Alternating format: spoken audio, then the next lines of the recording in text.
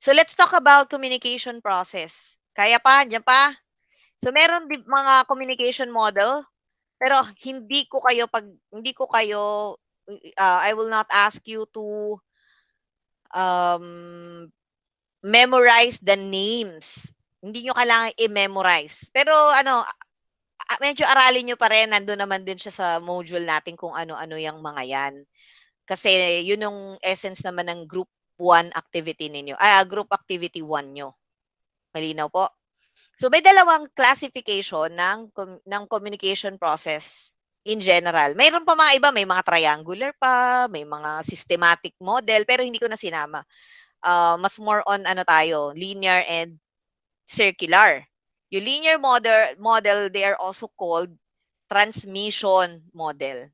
While yung circular is transactional model kasi you will definitely get something pabalik. Unlike sa transmission, you just only transmit it from one way or another, from point A to point B, na-transmit mo, tapos. So, ayan, tignan natin yung next slide kung ano yung ano ang napapansin nyo na pagkakapareho ng linear models na nandito. So ito Aristotle model. I think this is the Shannon-Weaver. Ito ay Berlo at ito naman ay Lasswell. So itong mga model na to, ano kaya yung pagkakapare-pareho nila? Ano lang po lahat nun, straight lang po.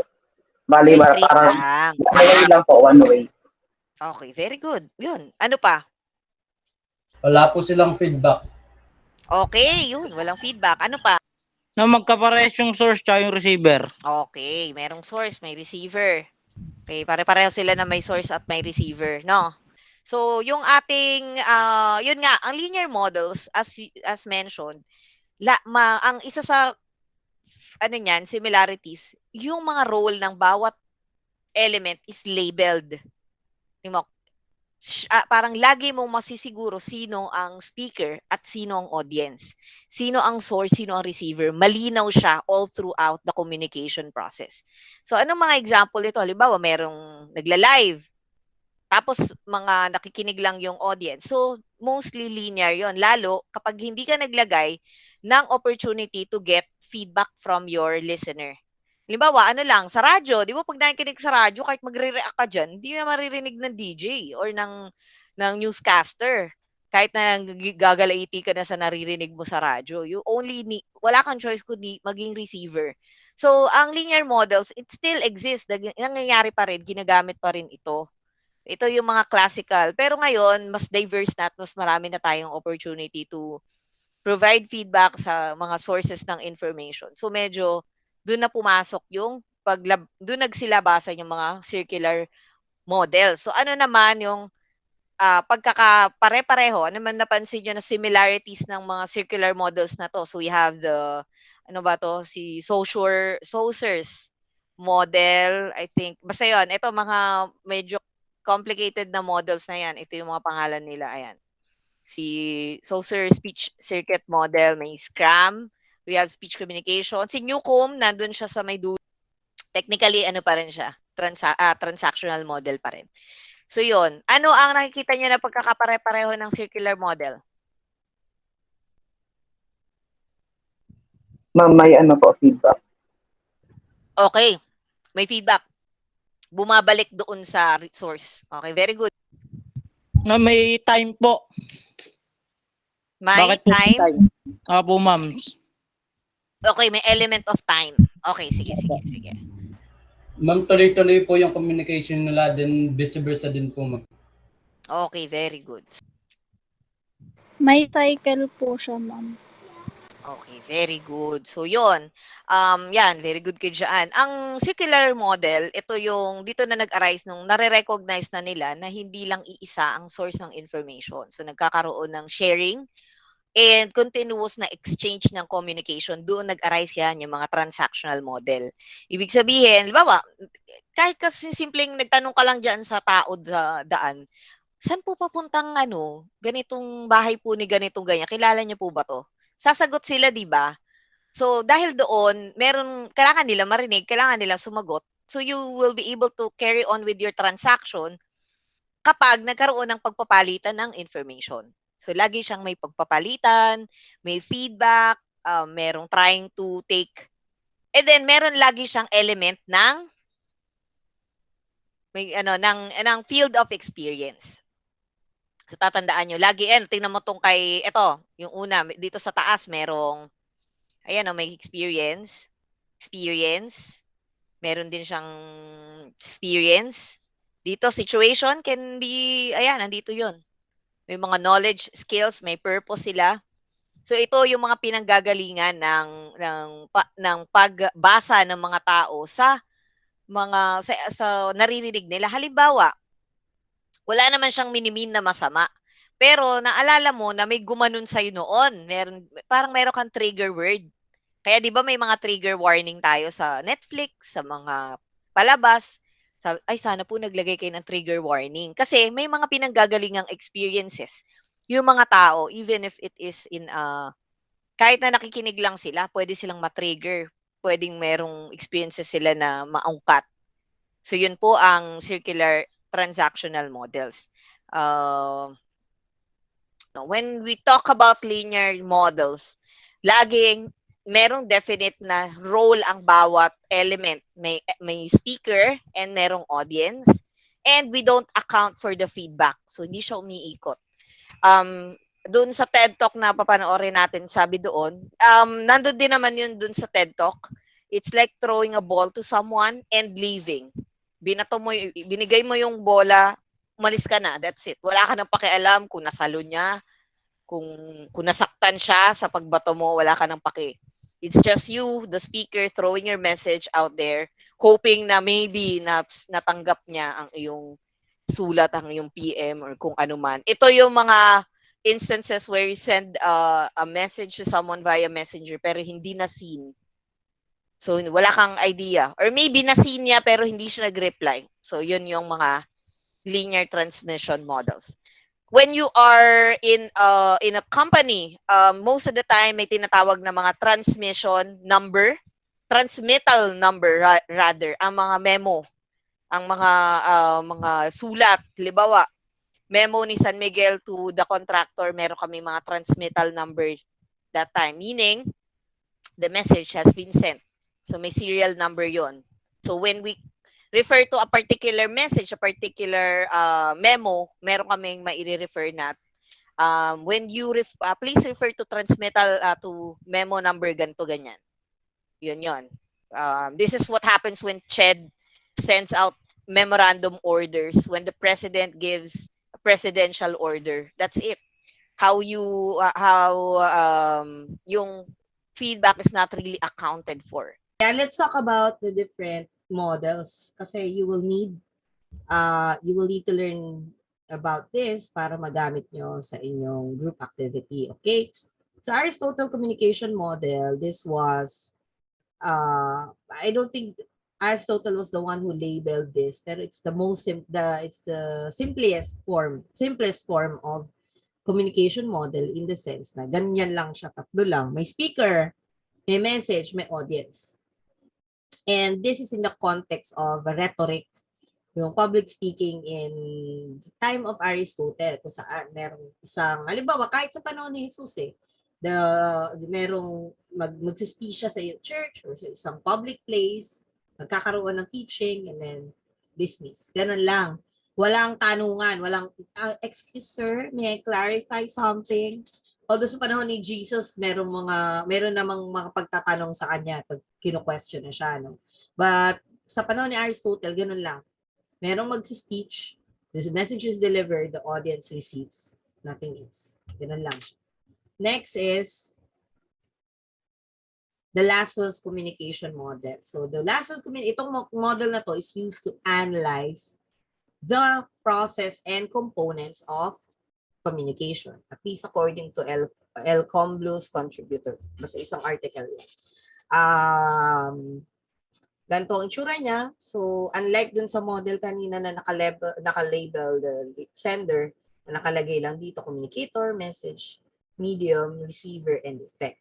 So, sino? Parang ang ganito. Kapag gusto nyo magmarites, maging marites kayo responsively, ha? Please. Paano? May chismis, may chika.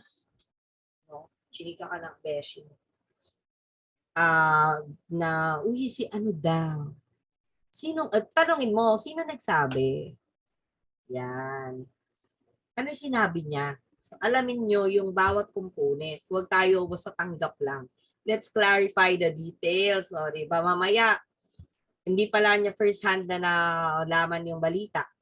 Narinig lang niya. So, nakita. Paano mo nalaman? Sinabi sa akin ni Ano, nalaman mo si Ano ay galit pala doon sa pinagchichismisan nyo. Definitely, magkakaroon ng ibang effect yun. Mag-iiba yung medium kasi ang medium is mayroon siyang feud doon sa person. Pag nakita ko lang sa Facebook, lahat ba na nakikita natin sa Facebook ay tama? Hindi po. Hindi. Oo. So, kailangan nating i-analyze yung bawat component na to.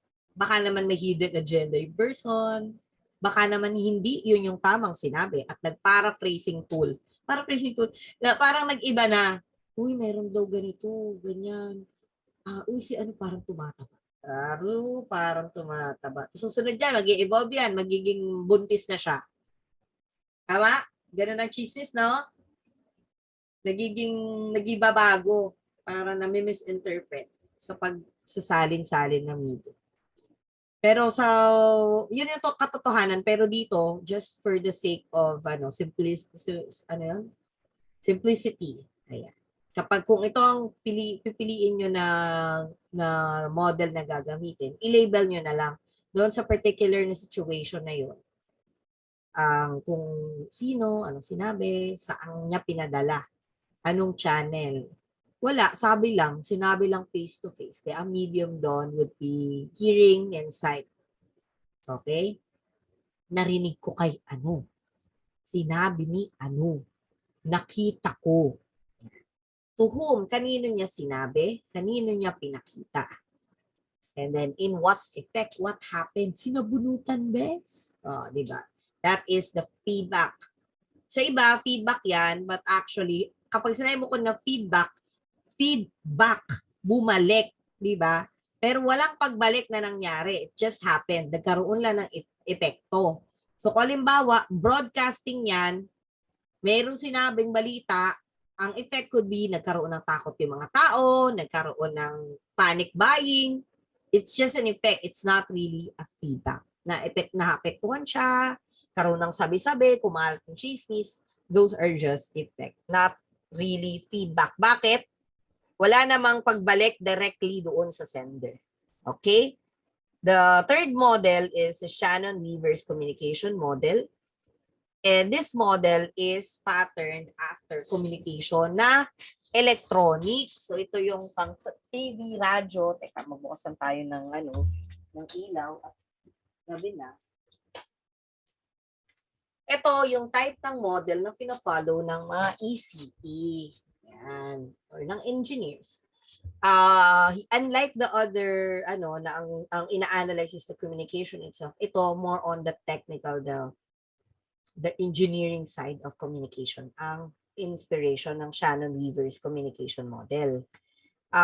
Merong information source, it could be a phone in this area, payphone, TV, radio, signal, yung studio.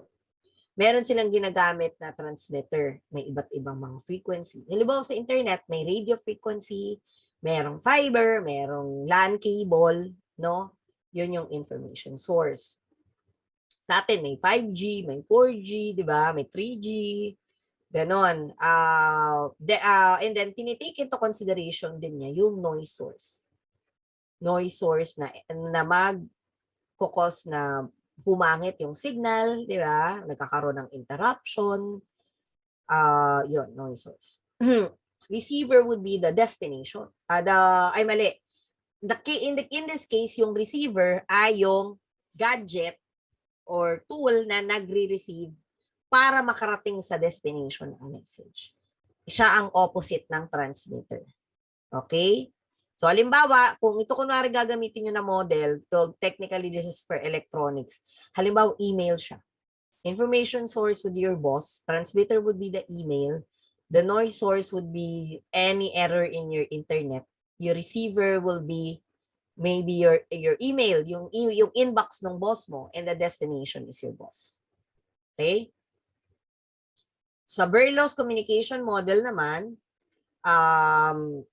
medyo kakaiba siya because it tries to take into consideration the different components of each element, no? Merong source, message, channel, receiver. Dito, hindi lang siya basta, ay, sinabi ni ano. Ina-analyze natin, ano ba yung characteristic ng source? Ano, communication skill niya. So, dito si kwento ni meron daw isang foreigner na America na nasa Pampanga. Sumakay siya ng bus. Tapos nagtanong siya sa konduktor. Hey sir, excuse me. How long does it take to make a baby? Anong sagot ng konduktor kaya? Narinig niyo na yung joke na yun. Huwag niyo pagtawanan kasi talagang alam ko naman ako. Pero sabi ng konduktor, 9 months sir. Ngiti pa siya. So ano kaya yung tanong ng foreigner? Madedecode nyo ba ano yung totoong tanong ng foreigner? How long does it take to make a baby? Gaano katagal makababa? Gaano katagal bago makarating sa makabebe? Very good. Gaano katagal bago makarating sa makabebe sa Pampanga?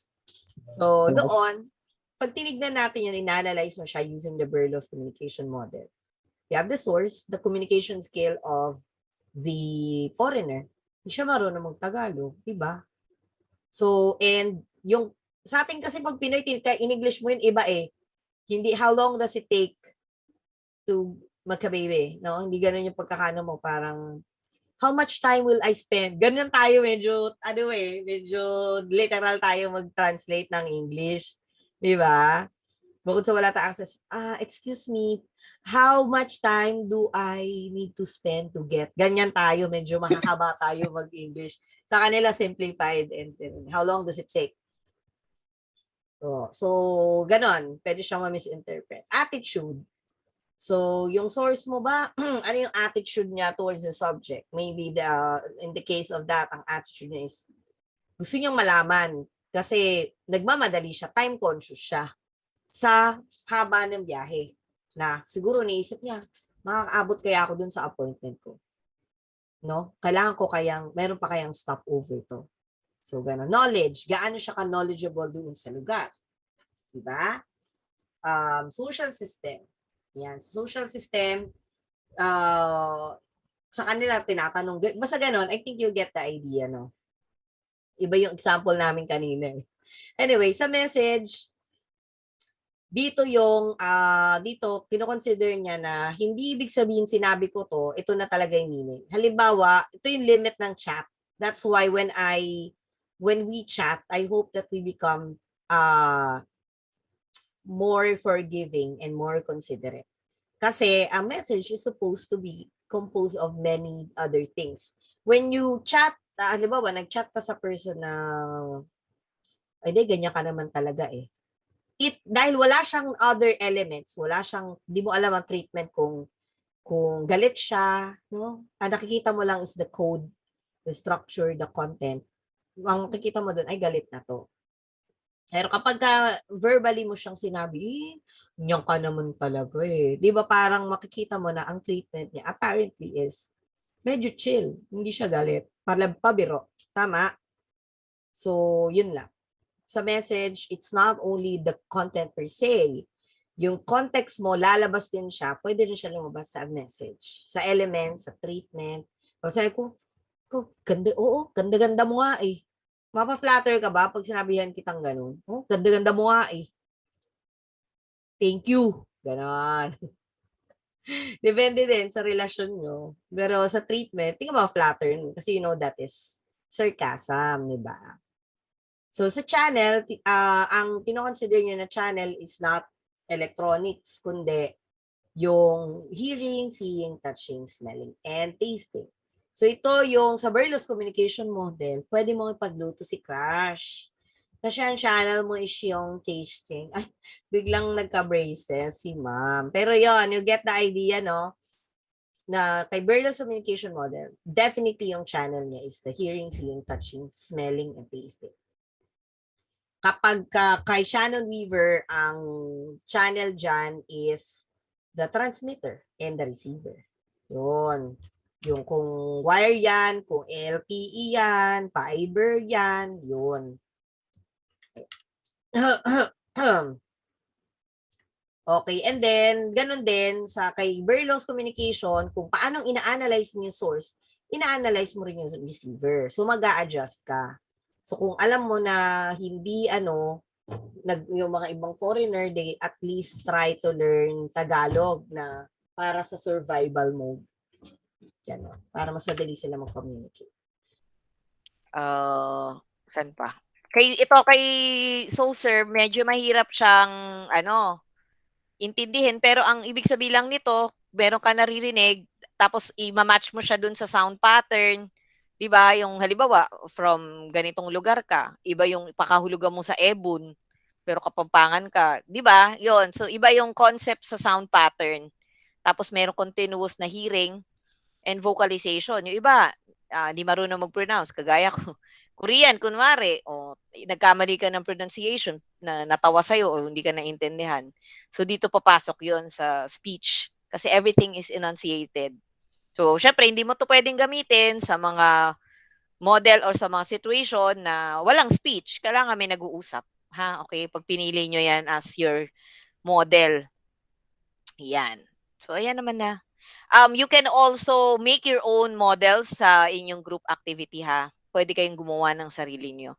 Newcomb is, ang sinasabi lang dito, hanggat hindi nagkakasundo tong dalawang to, magkakaroon ng imbalance sa equilibrium. Limbawa, jowa kayo pero hindi kayo talaga nagkakasundo. At some point, magkakaroon ng communication breakdown. Kung sinasabing hiwalay agad, pero magkakaroon ng communication breakdown. Yun yung X. Yun yung parang something na gusto mong For example, if you and your classmate both believe that cheating is bad, the system where the communication takes place is at peace. Ibig sabihin, hindi kayo magkokopyahan. Walang sama ng loob pag hindi napakopya. But, if one of you believes na, okay lang yan, damot mo naman doon nagkakaroon ng imbalance sa equilibrium, nagkakagulo. So, yun yung Newcomb's model. Yan. Wood transactional. Ito lang, ganun lang din. But it happens in time and context, may field of experience. Ito, field of experience na hindi kapareho nung kabila. So may overlapping at some point. Merong mga konteksto kayo, may experiences kayo na magiging magkapareho, pero lagi nyo tatandaan na may mga experiences kayo na hindi magkakamuka. So kailangan nyo mag-intindihan. So if you use the word Wood's transactional model, yun. Yan, okay. Panoorin natin yung TED Talk.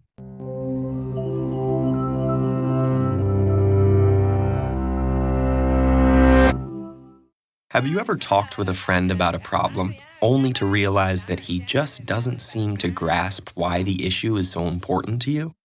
Have you ever presented an idea to a group, and it's met with utter confusion? Or maybe you've been in an argument when the other person suddenly accuses you of not listening to what they're saying at all. What's going on here? The answer is miscommunication, and in some form or another, we've all experienced it. It can lead to confusion, animosity, misunderstanding, or even crashing a multi-million-dollar probe into the surface of Mars. The fact is, even when face-to-face with another person, in the very same room, and speaking the same language, human communication is incredibly complex. But the good news is that a basic understanding of what happens when we communicate can help us prevent miscommunication. For decades, researchers have asked what happens when we communicate.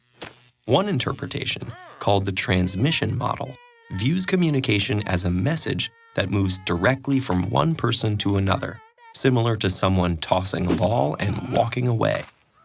But in reality, this simplistic model doesn't account for communication's complexity. Enter the transactional model, which acknowledges the many added challenges of communicating. With this model, it's more accurate to think of communication between people as a game of catch. As we communicate our message, We receive feedback from the other party. Through the transaction, we create meaning together. But from this exchange, further complications arise. It's not like the Star Trek universe, where some characters can Vulcan mind meld, fully sharing thoughts and feelings. As humans, we can't help but send and receive messages through our own subjective lenses. When communicating, one person expresses her interpretation of a message, and the person she's communicating with hears his own interpretation of that message. Our perceptual filters continually shift meanings and interpretations. Remember that game of catch? Imagine it with a lump of clay. As each person touches it, they shape it to fit their own unique perceptions based on any number of variables, like knowledge or past experience, age, race, gender, ethnicity, religion, or family background. Simultaneously, every person interprets the message they receive based on their relationship with the other person and their unique understanding of the semantics and connotations of the exact words being used. They could also be distracted by other stimuli, such as traffic or a growling stomach. Even emotion might cloud their understanding. And by adding more people into a conversation, each with their own subjectivities, the complexity of communication grows exponentially. So as the lump of clay goes back and forth from one person to another, reworked, reshaped, and always changing, it's no wonder our messages sometimes turn into a mush of miscommunication. But luckily, there are some simple practices that can help us all navigate our daily interactions for better communication. 1. Recognize that passive hearing and active listening are not the same. Engage actively with the verbal and nonverbal feedback of others and adjust your message to facilitate greater understanding. 2. Listen with your eyes and ears, as well as with your gut. Remember that communication is more than just words. 3. Take time to understand as you try to be understood. In the rush to express ourselves, it's easy to forget that communication is a two-way street. Be open to what the other person might say. And finally, 4. Be aware of your personal perceptual filters. Elements of your experience, including your culture, community, and family, influence how you see the world. Say, this is how I see the problem, but how do you see it? Don't assume that your perception is the objective truth. That'll help you work towards sharing a dialogue with others to reach a common understanding together.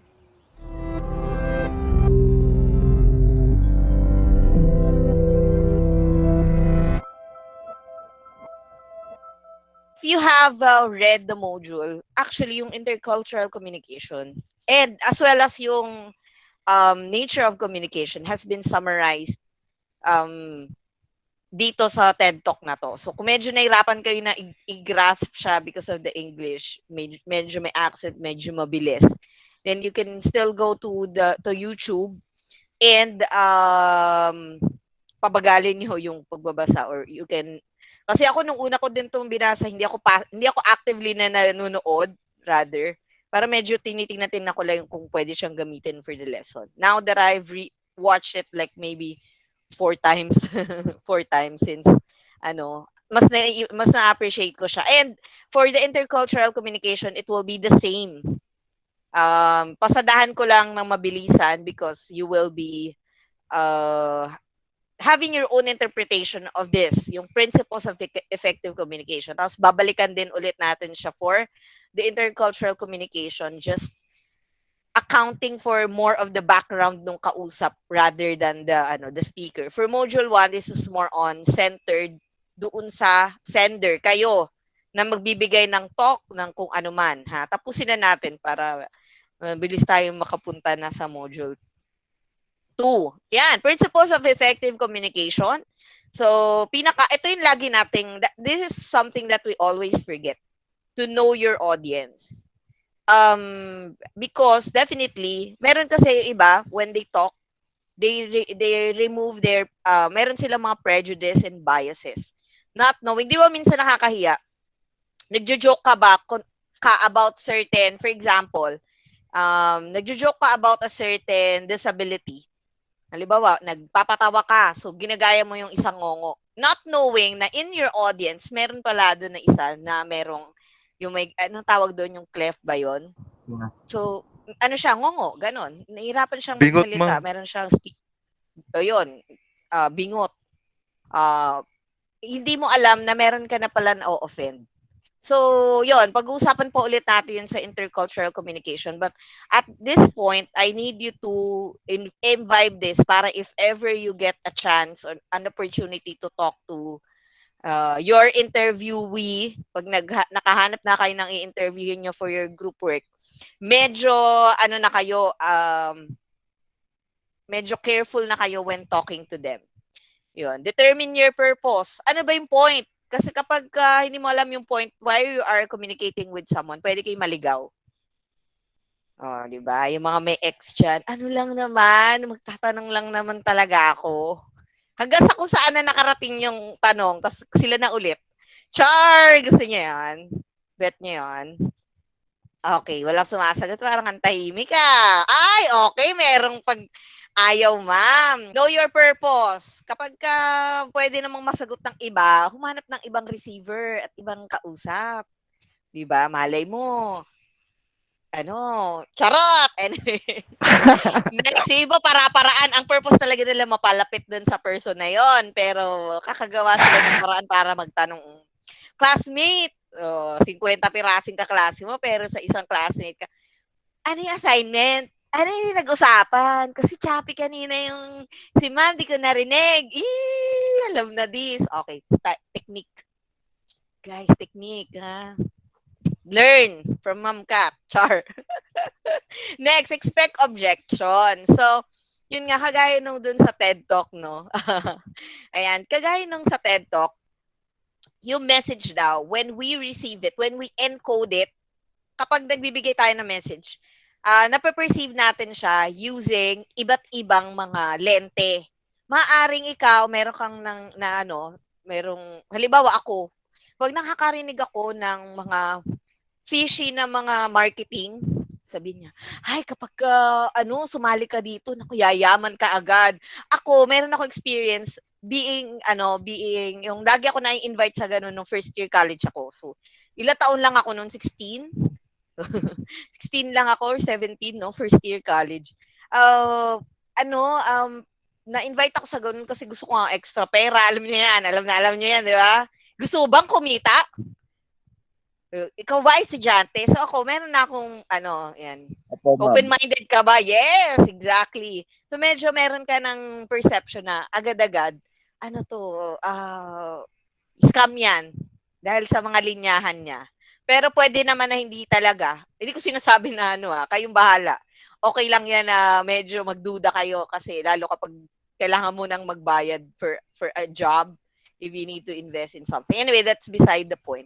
The point is, kahit gaano kabongga yung sinasabi mo, no matter how kind your words are, you can expect objections. Why? May mga pinagdaanan yung iba't ibang mga tao that would create a filter or some sort of magkaiba kayo ng pinanggagalingan, 'di ba?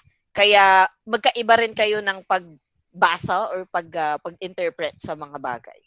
So yun. Next, nag-expect kayo ng objection, but you don't have to take it against yourself. Maybe it could be the message, maybe it could be meron siyang past na Kaya yung mga linyahan ng mga nagliligawan, ayan na. Minsan sasabihin, bakit mo naman ako gagaya sa iba? Mo ko gaya sa ex mo. Okay, sorry. Puro love yung, kasi yun ang relevant sa inyo eh. Yun ang, mas dali nyo maintindihan. Tama. So, mag-expect ka ng objection. Tapos yung iba na inis, tapos they become offended. Kahit hindi naman sila yung ex. Alam mo ako, na-offend na ako ha. Ganyan tingin mo sa amin sa mga babae o sa aming mga lalaki ha. Yun. Mag-expect ka objection. Pero yan nga, susunod, establish mo yung credibility mo. Na hindi mo siya sasaktan. Establish your credibility. Why? Because people, when they receive a message, meron tayong tinatawag na ethos, pathos, and nakakalimutan ko lagi, logos. Yan. I'll show you the picture of ethos, pathos, and logos, no? Marami pa nito. It's very common. Yan. Buksan natin. Okay, paano to? Wait lang. This is very important when you're trying to come up with message. Nasaan na yan? Okay, let's share this tab instead. Yan. So meron ang tao, when they receive a message, there is always ethos, pathos, and logos. Most of the time. Ethos means yung personal credibility ng tao. Ethics, so yun yung root word niya. Meaning, kapanipaniwala ba tong tao na to? Kaya marami din, they fall into scams because they feel na very credible yung nagsasalita. Naganda yung kanya, meron na siyang mayaman talaga siya. No? Parang feeling ko, the way he talks is very confident. I feel na I can trust this person. So, yon. Next is pathos or pity. Pity yung kanyang pinanggalingan, etymology. But this is more on the emotion of the person who is talking. Ibig sabihin, people are emotional by nature. So you have to always take into consideration kung kumusta yung mga tao. Kumusta ba kayo? Kumusta yung puso mo? Saka naman kaya pagkasungit-sungit ng kausap mo, maybe that person is going through something very emotionally tasking, no? Or taxing rather. And then last is logos. Lahat tayo ay logical. Well, not really, no? May iba't ibang level ng logic yung tao. So kaya yung iba, they tend to fall into fallacies, no? Kaya pinag-aaralan nyo yung logic kasi may kinalaman siya sa communication. Do you argue with reason and fact? Ano ba? Satro ka lang ba? Satro ka ba? O baka naman may katahang isip ka lang because maybe, for example, relasyon yung pinag-usapan natin, hindi talaga klase, no? Logic will still be there. Kasi magkakaroon ka ng mga red light whether you're being gaslighted na or being manipulated by someone. If it is going out of logic, parang hindi na logical yung sinasabi niya sa'yo. Diba? Kababae mong tao, nagdadamit ka ng maiksi. Ay, hindi logical yon. Bakit? Ang init-init, gusto mong magsaya yung babae. Diba? So yun, yung mga ganong bagay. Are we logical ba yung ating reasoning when we talk to someone regardless of our level of relationship with them? So ganun ha, when we talk about purposive communication or ethical communication for that matter, lalabas tayo dun sa laging dapat sa classroom ganito ako magsalita. Pero kapag kakarelasyon ko na or yung parents ko na yung kausap ko, hindi na ako effective as a communicator. So I hope that you baunin nyo sa iba't ibang aspeto because communication is not only happening in classroom. Okay? Okay? Okay. Amen? Amen po. Naging yan. Copy Amen po, po, ma'am. amen. Okay, copy. Okay, so next, present information clearly and objectively. Medyo i-free natin ourselves from biases. Lahat tayo may mga ganyang tendency na medyo.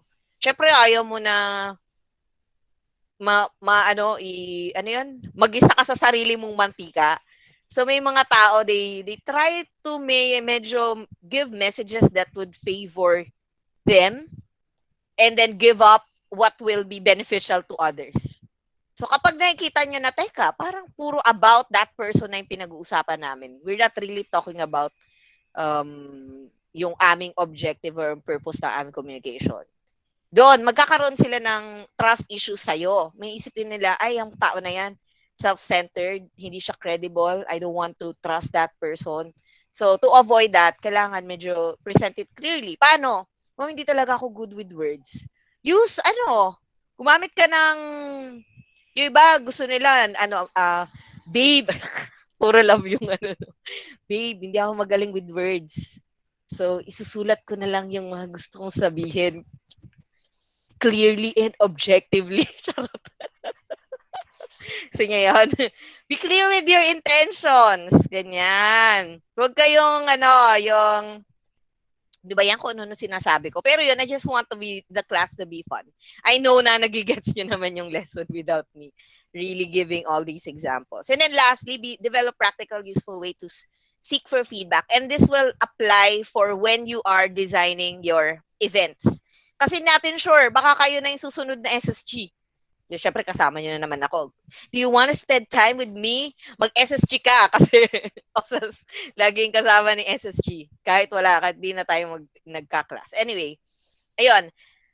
Kapag may event, yung iba, they turn off the comment section. Why? It's okay. Hindi naman necessarily lagi turn on the comment section. Kasi baka hindi yun ang pinaka-useful or practical way to seek feedback. Baka magkarambolal at magbardagulan lang yung mga nag-uusap. So, nangyayari, they don't listen to you. They just use the comment box to give their reasons.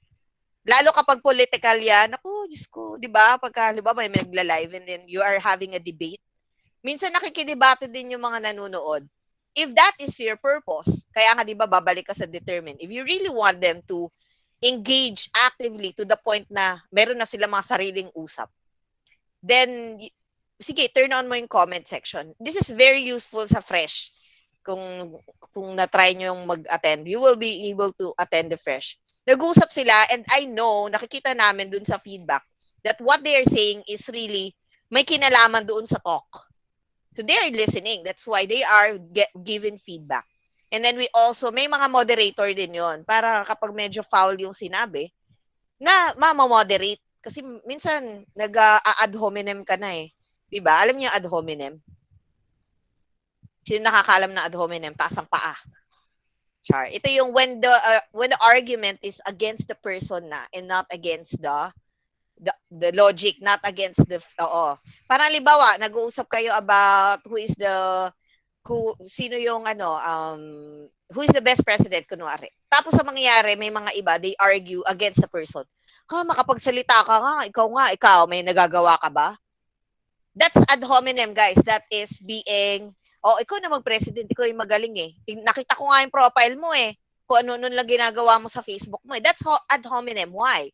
You are going against the logic. You are presenting, you're being subjective na with your argument. Inaatake mo na yung person. So do not attack the person. Always look at the logic. Yung mga facts na given. And then, if feeling mo hindi yung tamang place to argue, do not argue. Huwag kayong pumatol kasi walang point. Doon tayo sa tamang lugar. Maybe your platform, di ba may ganun? Pag magkakaroon tayo ng debate, huwag kayong mag-alala. So, ayan. Ano pa? Guidelines. Okay na to, hindi ko na to isa-isahin na. Kasi babalikan din naman natin tong mga ito pag tayo intercultural communication. But ethics din, ganun din. Diba? Babalik ka dyan sa being honest. You can't be objective and fact-driven if you're not honest. Kasi i-conceal mo yung mga bagay na hindi in favor sa'yo. So, wag ganon. Kahit na masakit, pag-usapan nyo.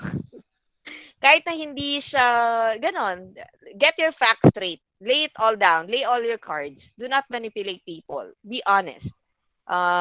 Be well aware of the consequences. When I say this, pag in-offer mo sa akin yung turon mo, nanggigigil ako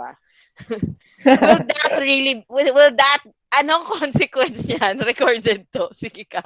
Tandaan mo, osas ako yung nandun sa discipline, sige ka. Pero yun, you have to be well aware. Kapag yung may mga TikTok trends, that they just do it for fun, para lang makiuso. Like, meron ako napanood yung parang yung mother yung nag-TikTok. Tapos sabi niya, ask your child to say shut up to you and see how the father reacts. Okay, nag-trending ka, you got your views, but anong consequence? Will that breed into children being rude to their parents? Kasi 'di ba nagtatawanan sila, sinabihan yung nanay ng shut up and then nagtawanan. And then tapos yung mga tatay, mostly they are showing their violent side na talagang susugurin yung anak, bubugbugin yung anak. So, ang daming mga parang okay ba 'yon? Yung consequence ba niya? Are we influencing good discourse? Sabihin if depende rin sa tao, magli-lead ba siya sa magandang usapan?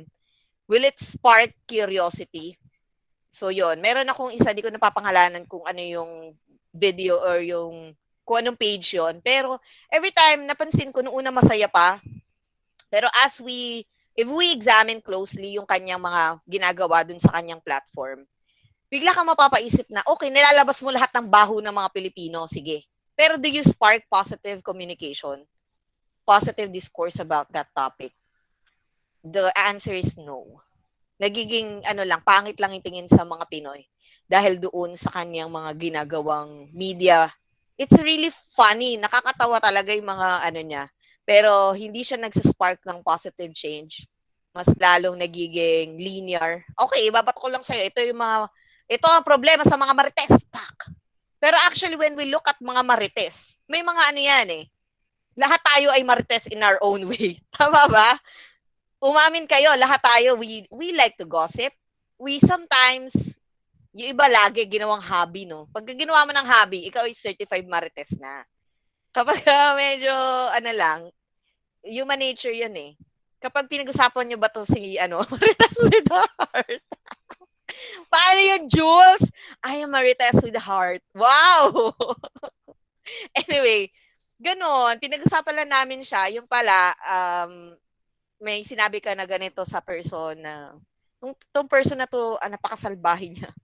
Medyo, definitely it will change the perception of the person you're talking to. Halimbawa, sinabi ko, alam ba yan si Nat? Gulat siya. Di ba? Kapag meron ka na narinig na ganun, medyo nakaano na sa isip mo na, ay negative. Meron siyang, ikaw naman pumatol ka na kay Marites ka. So, don't be like that, ha? Kasi maaring hindi mo naintindihan yung konteksto ng person, why that person did something. So, kung meron kayong isang babaunin mula sa klase nito, is always to give benefit of the doubt. Lagi mong pag-isipan, baka naman merong nangyari na hindi ko alam, kaya yun yung ganun siya nag-react, ganun niya in-interpret, etc. etc. Kasi minsan, nagmarites ka dun sa isang person, nalaman mo kung ano talaga yung totoong nangyari. Nag-guilty ka. Kasi alam mo na mali. So, do not be a marites without a heart. Without a heart. Be a marites with a heart. Kumbaga, okay, be aware of your surroundings, but always be the good evangelist. To naman, wag nyo naman masyadong pag-usapan yung tao. Baka naman, meron siyang pinagdadaanan. Baka naman may mga bagay na hindi na tayo alam. Tapos ikaw na yung pag-uusapan ngayon ng mga friends mo. Ay, pinagtatanggol si ganyan. Di ba? Nakakainis. Pero saan ka ba? Saan ka? Doon ka makikibarites ka in a negative way or you'll be advocating for the person? So, yun. Respect other person's opinion. Madali na yan. Be just and fair. Bigyan mo ng pagkakataon yung pinagchichismisan nyo na masabi yung side niya. Baka, di ba, medyo nakakadala yan yung being just and fair. Fly Marites. Di ba, Emirates yun? Fly Marites daw. Okay, anyway, so, ganon. When we talk about Marites, always think na, honestly, to be honest, we're also all Marites at some point. So, wag natin masyado iba si Marites. Kasi Marites din naman tayo. Di ba? Be just and fair. Maging patas tayo na, kailan ba yung mga pagkakataon naging Marites din ako? Ganon. And when you are aware of that, when you're aware that maybe I'm also contributing to this gossiping, you stop. Make a 180% degree turn. Pag-isipan nyo rin, tama ba yung sinabi ko? Kapag mali sinabi mo, clean it. Guys, mali yung nasabi ko kanina. Sorry po. I repent.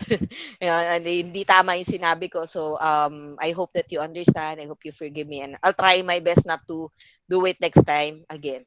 Ganon. Kahit i-PM mo lang, sorry may nasabi ako. Mali yun. I-admit nyo. Be just and fair to that person. So, that's it for our module 1.